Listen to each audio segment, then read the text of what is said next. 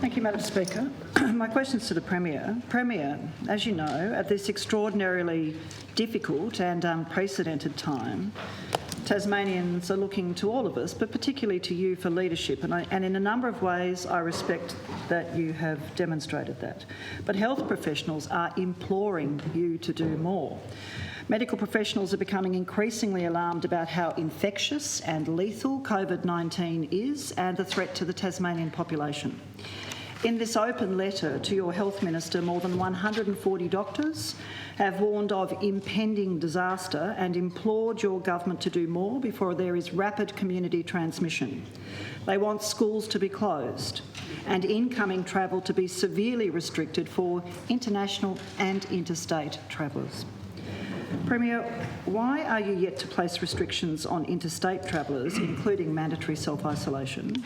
And given there is now widespread community transmission along the eastern seaboard, will you use the powers granted under a public health emergency that you've declared today to close schools, pubs, gyms and other social venues in lines with the recommendations of the open letter from health professionals? Premier, as you know, the advice from the Commonwealth has been patchy and variable at best. Why are you waiting to put more severe restrictions in place in order to save lives?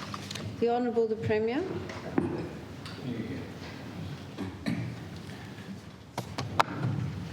I thank the Leader of the Greens for that question, and I thank you for acknowledging that we have taken a leadership position in this. And again, I acknowledge the discussions that we've been able to have privately, and I would make that available to any member of the House should they wish to pick up the phone and have a conversation with me about these matters. They are important, and we are in very difficult circumstances. So, very happy to discuss these matters with you. In terms of the steps that we've been taking, our advice is still that the risk to Tasmanians remains low, and we continue to take all precautionary steps. As of today, we've again elevated our position in terms of the declaration of a public health emergency, which will provide the Director of Public Health with the powers to ensure that self-isolation or quarantine can be mandated, to ensure that he has the powers to direct a person to go to a certain place or to do a certain thing, or to have control over a vehicle. The powers are wide.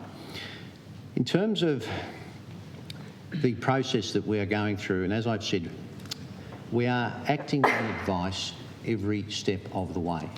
This evening, I think members are aware that there will be another meeting of the National Cabinet, which was established last week and had its first meeting on Sunday.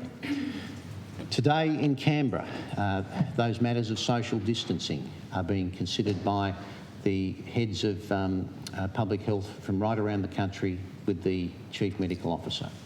They are looking at where it is appropriate for gatherings to occur and where there should be more stringent social distancing measures, and that advice will be provided this evening. And I'm certain that I'll have more to say in the next 24 hours in terms of that. In terms of the broader matter of border control, and I've spent some time in the last question that was provided by Ms White. In terms of whether or not we strengthen the provisions around our own borders, those matters are under active consideration. But I have no advice yet to take that step. What I'm looking to do is to inform myself of what the